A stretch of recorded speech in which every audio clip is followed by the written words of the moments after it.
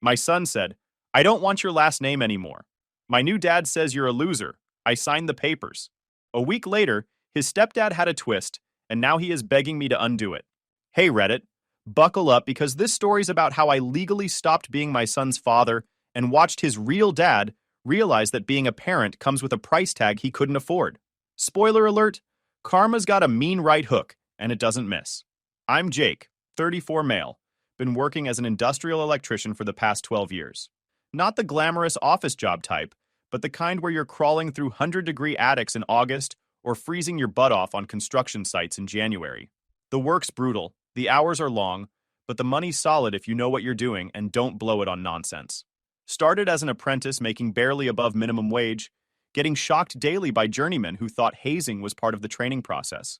Spent 3 years learning the trade the hard way, taking night classes for certifications while working 50-hour weeks.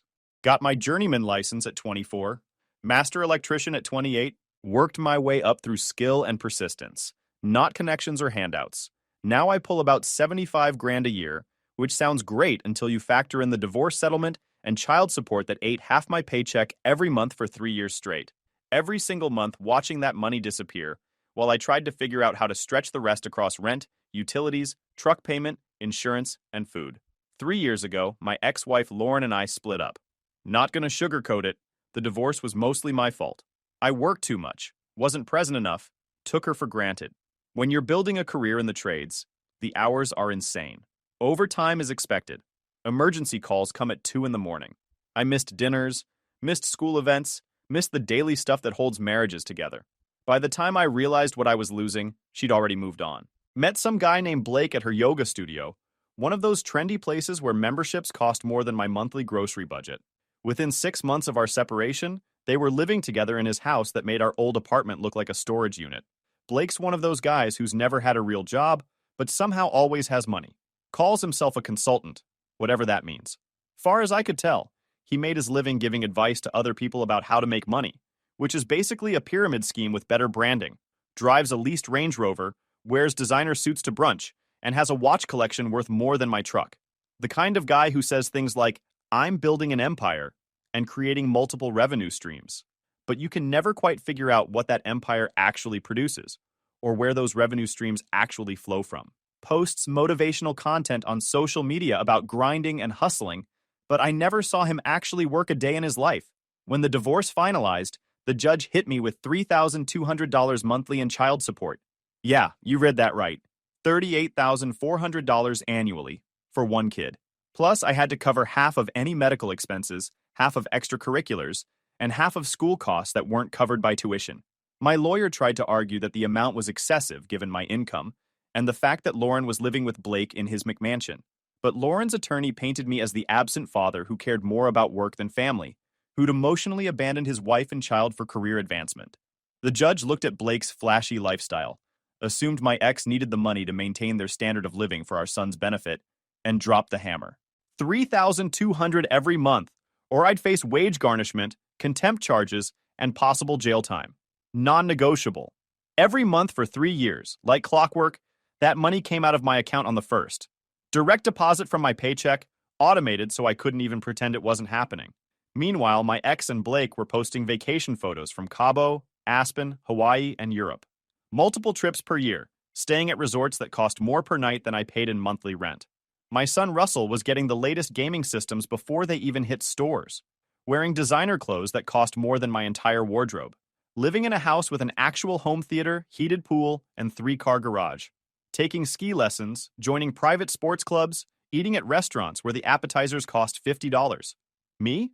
I was living in an 800-square-foot apartment, in a complex where the walls were so thin I could hear my neighbor's TV through the bathroom, eating leftovers for dinner most nights, meal prepping on Sundays to stretch my food budget across the week, shopping at discount grocery stores and using coupons like my life depended on it.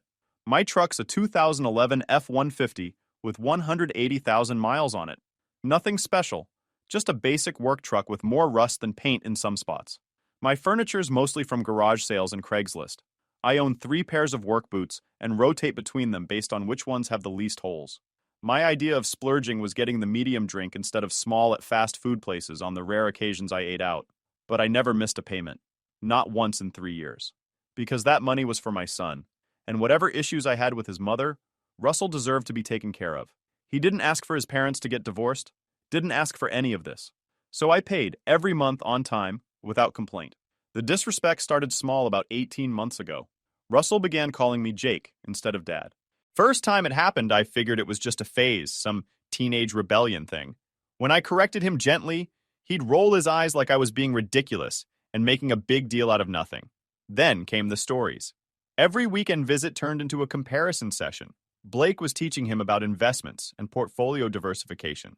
Blake was taking him to networking events with important people. Blake was showing him how to dress for success, how to make connections, how to build wealth. All the stuff I apparently couldn't teach him because I worked with my hands instead of pushing papers and spouting business jargon. I tried talking to Lauren about it, but she just said Russell was figuring out his own identity and I shouldn't take it personally. Said boys needed role models who could show them different paths in life. Easy for her to say when she wasn't the one being slowly erased from their kid's life, replaced by some fake entrepreneur with a leased luxury vehicle. The breaking point came on a Saturday in March. Russell was supposed to spend the weekend with me, our standard custody arrangement. 2 weekends a month plus every other Wednesday for dinner. When I picked him up from Blake's house, Russell came walking out wearing a custom sports jersey. Not just any jersey, one with Blake's last name across the back. Morrison. Like he was part of some dynasty. Nice jersey, I said, trying to keep my voice neutral and not let the hurt show. Blake got it custom made for me.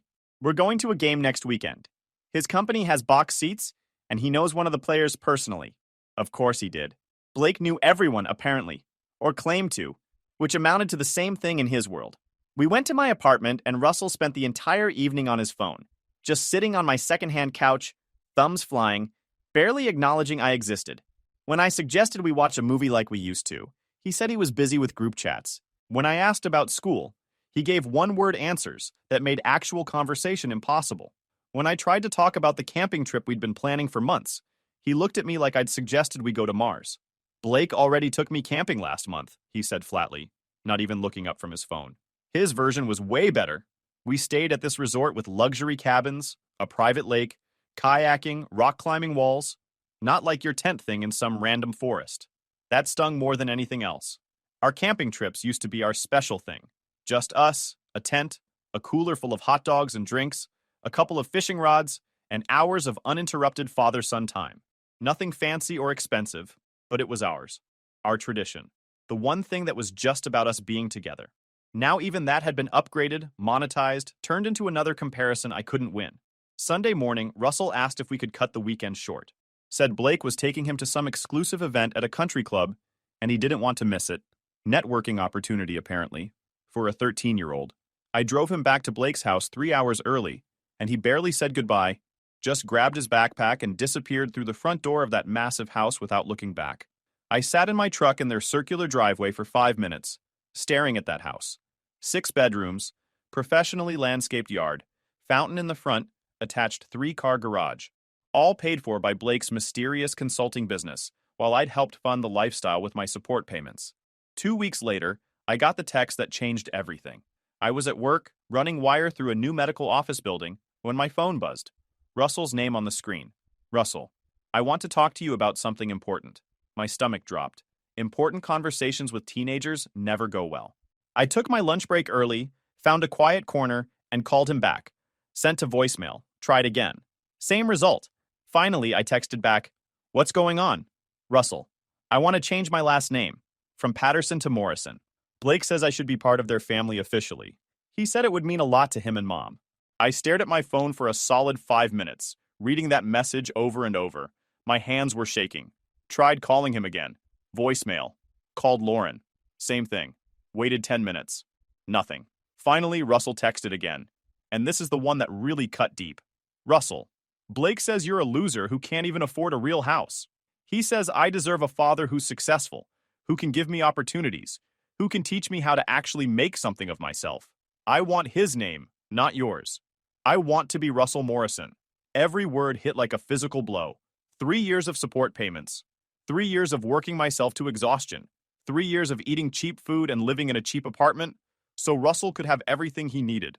3 years of showing up for every visitation, every school event I was allowed to attend, every phone call. And this was what I got. called a loser, told I wasn't good enough, rejected by my own son. I typed and deleted about 10 different responses, angry ones telling him off, hurt ones trying to explain how much this wounded me, desperate ones begging him to reconsider. Finally, after 20 minutes of staring at my phone, I just wrote, "If that's what you want."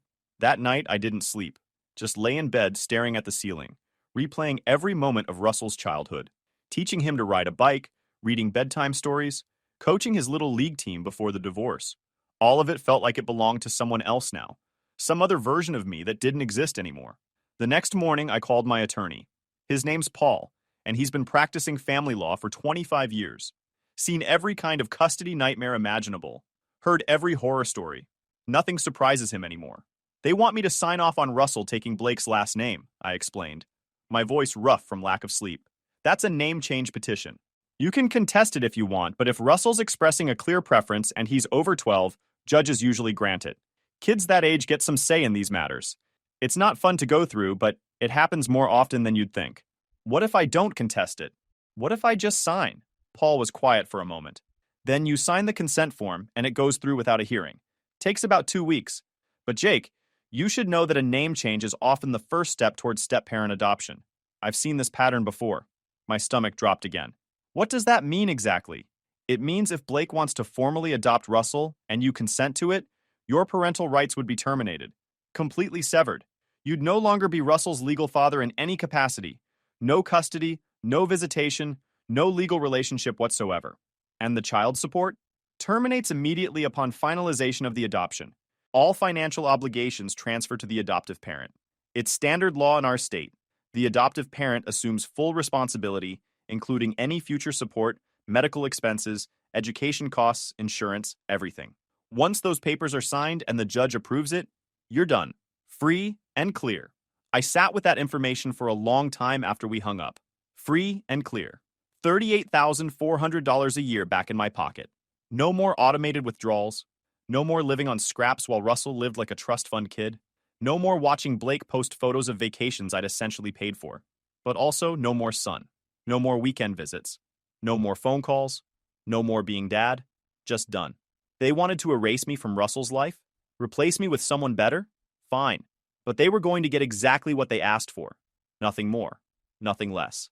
And they were going to learn that being a parent comes with a price tag. 3 days later, Lauren called. I let it ring 4 times before answering, mentally preparing myself for whatever nonsense was coming. Her voice had that fake sweetness she always used when she wanted something.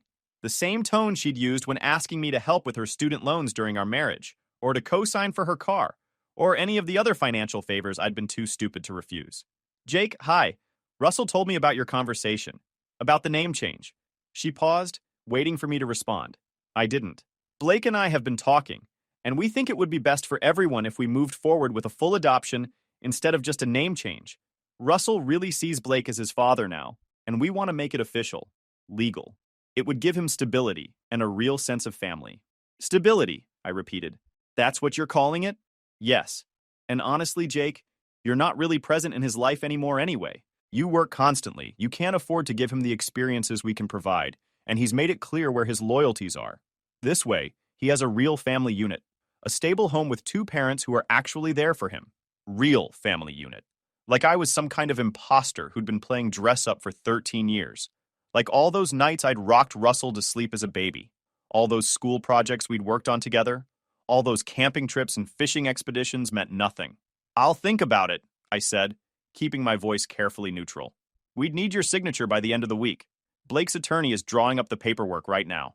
We can make this very easy for you. Very clean. No court appearances, no drama, just a simple signature and everyone moves forward. I said I'll think about it. Jake, don't be difficult about this. Russell wants this. Blake wants this. It's what's best for everyone. Give me until Friday. I need to talk to my attorney. She sighed like I was being unreasonable. Fine, Friday. But don't drag this out. Russell's waiting to make it official. I hung up and immediately called Paul back. They want a full adoption. Blake wants to be Russell's legal father. Lauren just called trying to pressure me into signing by Friday. And how do you feel about that? I want you to draw up the consent paperwork. Make sure it's ironclad. Make sure it explicitly states that upon finalization of adoption, all my parental rights and obligations terminate. All of them. Every single one. I want it so clear that a first-year law student could understand it. Paul was quiet for a long moment. Jake, I have to ask this because it's my job. Are you absolutely sure about this? This isn't a cooling off period kind of situation. This is permanent. Once it's done, you can't undo it. Russell won't be your son anymore. Not legally. Not in any way that matters to a court. I'm sure. They want Blake to be his dad? They got it. I'm done being the backup wallet while someone else plays father. All right. I'll draft everything. But understand what you're doing here. You're not just giving up custody. You're terminating your entire parental relationship. If Russell changes his mind next year, or in 5 years, or 10 years, you can't reverse this. Blake will be his legal father forever. Then Blake better be ready to act like it. The paperwork took 4 days. Paul made sure every single word was precise, every clause crystal clear, every possible loophole closed. The adoption consent form explicitly stated that I was voluntarily and permanently terminating my parental rights, that I understood all financial obligations would immediately cease upon adoption finalization, and that Blake Morrison would assume full legal and financial responsibility for Russell Patterson, soon to be Russell Morrison. Paul included detailed schedules showing exactly what Blake was inheriting. The $38,400 in annual support, the $21,000 per semester in private school tuition I'd been splitting with Lauren, medical insurance and out-of-pocket costs, sports fees, summer camps, technology and clothing allowances, everything itemized, everything documented, everything adding up to roughly $80,000 per year in total obligations. I want them to know exactly what they're signing up for, I told Paul. No surprises later. They won't read it, he predicted. They'll see your signature line and assume you're just being cooperative. Their attorney will probably skim it and think it's standard paperwork. Nobody expects someone to willingly give up their kid. Then they're about to learn something. Lauren's attorney reviewed everything, probably too quickly. They were so eager to get my signature that they didn't bother reading the fine print. Or maybe they did read it and just assumed I'd keep paying anyway out of guilt, that I'd be too desperate to maintain some connection to my son to actually walk away completely. They were wrong. I signed the papers on a Tuesday afternoon in Paul's office. My hand was steady. No shaking, no hesitation, no last-minute doubts. Paul witnessed the signature, notarized the documents, and filed everything with the court the same day. We paid the expedited processing fee to rush it through. The judge signed off on Friday without even requiring a hearing, since everyone had consented. By Monday morning, it was official. Blake Morrison was Russell's legal father. I was nobody, just a guy who used to have a son. That night, I did something I hadn't done in 3 years. I logged into my bank account and looked at my checking balance without that familiar dread. Then I opened a spreadsheet and calculated how much money I'd have each month without that support payment. $3,200 back in my pocket. Money that was mine to keep, to save, to invest, to use for literally anything other than funding Blake's lifestyle while he played dad with my kid. I opened a new savings account that night, set up an automatic transfer of $1,600 every month, half of what I'd been paying in support, going straight to savings, building an emergency fund, building a future, building something that was actually mine. The other $1,600? I made a payment on my truck, big enough that I could pay it off in 18 months instead of 4 years, completely debt-free except for monthly rent. Then I sat back and waited for the consequences to hit them. The call came 6 days later.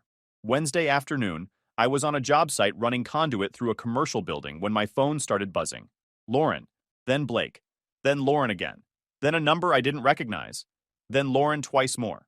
I let them all go to voicemail, kept working, finished running my wire, took my time cleaning up and organizing my tools, didn't check my phone until I was in my truck heading home. That evening, I listened to the messages. They were beautiful. Lauren's first message was confused. Jake, I got a really strange call from Russell's school about the tuition account. Something about the financial contact being changed. Can you call me back? I think there's been some kind of mix-up. Blake's message was annoyed. We need to talk about the support payments. The automatic deposit didn't come through this month. I don't know what bank error happened, but get this fixed immediately. Lauren's second message was panicked. The school says you removed yourself as the financial contact, and that Blake is now responsible for the full tuition payment. That can't be right. The adoption was just about the name and making things official. Call me immediately. This needs to be sorted out. Lauren's third message was nearly hysterical. Jake, answer your phone. The school is demanding $21,000 by next week, or Russell gets suspended. What did you do? What did you sign? Call me back right now. Blake's second message was angry. Look, man, I don't know what kind of game you're playing, but this isn't funny. Those support payments need to continue. I'm not paying your kids' expenses just because some paperwork got filed. The unknown number was from the headmaster at Russell's private academy. The message was professional, polite, and absolutely devastating. I saved it. Listened to it 3 times, actually. Mr. Patterson, this is Headmaster Williams from North Point Academy. I'm calling regarding Russell's enrollment for the upcoming semester. Our financial office reached out to update the tuition account following the recent adoption proceedings. When we contacted Mr. and Mrs. Morrison about the semester payment of $21,000, there seemed to be significant confusion regarding financial responsibility. Mrs. Morrison insisted you remained financially responsible despite the legal changes. Mr. Morrison became quite agitated and suggested we work out a payment plan. Our legal counsel has reviewed the adoption documents filed with the court. As Mr. Morrison is now Russell's legal parent, all financial obligations, including tuition, have transferred to him. This is standard procedure following any adoption. Payment is due by the 15th of next month, or will unfortunately be forced to suspend Russell's enrollment per our financial policy. I wanted to inform you as a courtesy, since you've been a faithful supporter of the Academy for many years. You've always paid on time, and we appreciate that. Best regards. I saved that message. Listened to it 3 times, actually. $21,000 per semester. $42,000 annually. On top of the $38,400 in support payments Blake had just inherited, $80,400 per year in total obligations. For a guy who'd called me a loser who couldn't afford a real house. For a guy who'd convinced my son I was worthless. For a guy who'd spent months showing off his wealth and success, while I paid for it all through child support. My phone rang again. Lauren. This time I answered. What did you do? Her voice was shaking, actually trembling. I'd never heard her sound like that before, not even during our worst fights before the divorce. I gave you exactly what you wanted, what Russell wanted, what Blake wanted. The school says we owe $42,000 for the year. They say it's Blake's responsibility now. All of it. Not split, all of it. That's correct. That's not possible. The adoption was just supposed to make things official. You're supposed to keep paying for Russell's education. That was never supposed to change. I was supposed to pay for my son's education. Russell's not my son anymore. He's Blake's son. Legally, officially, permanently. Blake's responsible for everything now. Education, medical, insurance, support, all of it. Silence. I could hear her breathing on the other end, could almost hear the gears turning as she tried to figure out what had gone wrong. You can't do this, she finally said. I already did. Judge signed off last Monday. It's done. Finalized. Permanent. We can't afford this. Do you have any idea what $42,000 is? Plus all the other expenses? Blake's business isn't doing that well right now. Yeah, it's about what I was paying annually in child support alone. Not counting my half of tuition, my half of medical, sports fees, summer camps, and everything else. I know exactly what it costs. Now Blake knows too. Welcome to parenthood. You did this on purpose. She was screaming now, actually screaming. You tricked us. You deliberately hid this from us. I didn't trick anyone. You wanted Blake to be Russell's father. You got your wish. Congratulations on your new family. I hope it's everything you dreamed of. You're destroying Russell's life out of spite. No, I'm living my own life. Russell chose Blake. You chose Blake. Blake said he wanted to be Russell's real dad. So be it. He's a real dad now, complete with real financial obligations. This isn't over. We're going to fight this. Our lawyer says, your lawyer screwed up by not reading the paperwork. That's on them. Good luck with that. I hung up. The next week was pure chaos. Lauren called 17 times. Blake called 9. Russell called twice. And those messages were the hardest to ignore. His voice sounded small, confused, scared. But I didn't call back. Changed my number on day 8. Sent one final text from my old number before disconnecting it. All future communication regarding Russell should go through Blake Morrison, his legal father. I am not involved. Then I blocked everyone and moved forward with my life. My attorney called on day 10, barely able to contain his amusement. They're filing to reverse the adoption, Paul said, and I could hear the smile in his voice. Claiming you deliberately withheld information about the financial implications, that you tricked them into signing. Did I withhold anything? Not a thing. Their attorney reviewed all the paperwork before they signed. The financial obligations are spelled out in black and white. They're claiming ignorance of basic family law, which isn't going to fly. So they're basically admitting their attorney was incompetent? Essentially, They're saying they didn't understand that adoption meant actual adoption, with actual parental responsibilities. That they thought it was just a formality. Can they win? Paul laughed. Actually laughed out loud. Not a chance. The law is crystal clear on this. When a step-parent adopts, all parental rights and obligations transfer to them. Every family law attorney in the state knows this. It's literally day one stuff in family law. Their attorney screwed up by not explaining it properly, but that's not your problem. That's a malpractice issue between them and their lawyer. Will they have to pay court costs for this? Oh, yes. And when they lose, which they will, you can countersue for harassment and attorney fees. Could run them another 15 to 20,000 on top of everything else. Tell them to bring it. I want to see this through. The court date was set for 6 weeks out. During that time, my life got significantly better, while theirs apparently imploded. I used my first child support-free paycheck to finally buy a real couch. Not from Craigslist or a garage sale, from an actual furniture store. Sat on about 15 different models before choosing one. Paid cash. The salesperson looked at me like I was crazy for paying cash for furniture, but I didn't care. It was mine. Bought with my money, no payments. The second paycheck, I opened investment accounts. Put $1,000 into index funds, another $1,000 into a Roth IRA. Started reading about retirement planning and compound interest. Things I'd never had time or money to think about before. The third paycheck, I took myself to a decent restaurant for the first time in 3 years. Ordered the steak, didn't even look at the prices. Got an appetizer and dessert, tipped 30%. Walked out of there feeling like an actual human being instead of a walking wallet. Meanwhile, according to my cousin who still had connections to Lauren's family, things were falling apart spectacularly over there. The school had suspended Russell's enrollment when they couldn't make the first tuition payment. No tuition, no classes. They'd scrambled to enroll him in public school, the same district school they'd spent years looking down on. The same one Russell had mocked as being for poor kids who couldn't afford better. Blake's Range Rover got repossessed in the country club parking lot. Apparently it was leased, and they'd fallen 3 months behind on payments once they realized they needed that money for Russell's expenses. Someone caught it on video, actually filmed the tow truck hauling away Blake's precious status symbol while he stood there yelling. Lauren's designer purses started appearing on resale websites. The Gucci, the Prada, the Louis Vuitton bags I'd essentially funded through child support, all being sold for pennies on the dollar. Their social media went almost completely quiet. No more vacation photos. No more restaurant check-ins. No more humble brags about their luxury lifestyle. The facade was crumbling, and everyone could see it. The court hearing was almost anticlimactic compared to all the drama leading up to it. Their new attorney was clearly bargain bin quality compared to the fancy one they'd used for the adoption. Young guy, looked fresh out of law school, kept shuffling papers and checking his notes.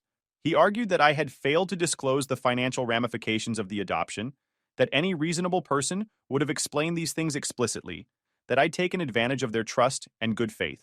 The judge, a woman in her 50s with zero patience for nonsense, cut him off mid-sentence. Counselor, are you seriously arguing that your clients didn't understand that adopting a child comes with financial responsibility? Your Honor, Mr. Patterson should have explicitly explained, Mr. Patterson isn't an attorney. He's not required to provide legal advice. That's what your firm was paid to do. The financial obligations are clearly stated in the adoption decree that your firm reviewed and approved. This is Family Law 101. What exactly did your clients think adoption meant? The attorney shuffled his papers again, clearly uncomfortable. They believed Mr. Patterson would continue supporting the child out of moral obligation, Your Honor. That the adoption was more of a symbolic gesture to solidify the family unit. Moral obligation? The judge looked incredulous. She flipped through the case file. Let me see if I understand this correctly. According to the record, your client spent months telling Mr. Patterson he wasn't needed, that their household provided a better family environment, that the child preferred his stepfather. The child legally rejected Mr. Patterson's name and identity. Mr. Patterson was called, and I quote from text messages and evidence, a loser who can't afford a real house? And now your clients expect him to continue paying for everything while having zero parental rights or relationship with the child? The child's welfare should be the primary concern. The child's welfare is now Mr. Morrison's responsibility. That's what adoption means, counselor. You don't get to pick and choose which parts of parenthood you want. You can't legally adopt a child to erase one parent and then expect that parent to keep funding everything. That's not how this works. She flipped through more papers, shaking her head. Mr. Morrison is employed, correct? Yes, Your Honor, but his business obligations are not this court's concern. He assumed parental responsibility voluntarily. He had legal counsel. The paperwork was clear. Motion denied. Mr. Morrison is the legal parent and bears all associated obligations. Court costs will be paid by the plaintiffs. We're adjourned. The gavel came down. Final. I walked out of that courtroom feeling lighter than I had in years. Didn't gloat, didn't celebrate, just walked out. Lauren and Blake sat in the gallery, both looking like they'd been hit by a truck. Their faces were pale, drawn. Blake wouldn't even look in my direction.